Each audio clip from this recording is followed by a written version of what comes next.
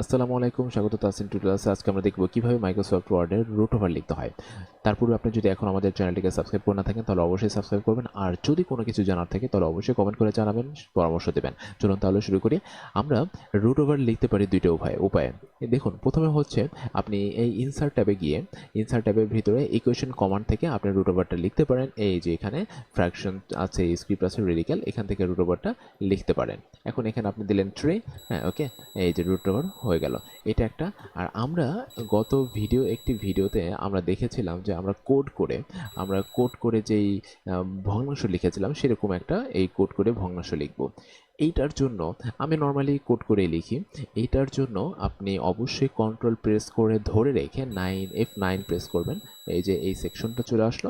এখানে আপনি EQ space slash, আর যেহেতু রুট সেহেতু আপনি আর দিলেন, রেডিক্যাল রুট যেটাই বলেন না কেন, আর দিলেন। আর দেওয়ার পর এখন আপনি এটার ভিতরে দেখুন, আমরা ভগ্নাংশে কিন্তু দুইটা কমা দিয়ে দুইটা অংশ লিখেছিলাম, কিন্তু রুট ওভারে এখানে আমরা একটা অংশ লিখব। এই যে 3 লিখলাম, 3। এরপরে আপনি রাইট ক্লিক করেন, রাইট ক্লিক করার পর টগল করে দেন, টগল। ওকে, রুট ওভার হয়ে গেল।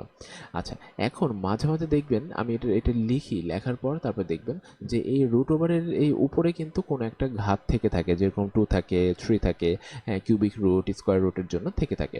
তাহলে এটার কিভাবে লিখব? আমরা কন্ট্রোল প্রেস করে F9 প্রেস করব, তারপরে আবারও ঠিক একই মতো ইকিউ স্পেস, তারপরে আমরা স্ল্যাশ আর।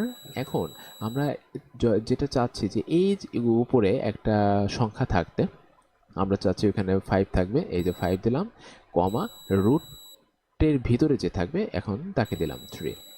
ওকে, হ্যাঁ দেখুন তাহলে এটা কেমন দেখা যাচ্ছে। এখন টগল করুন, টগল করে দেখার পরে এই যে আপনার উপরে কিন্তু চলে আসছে।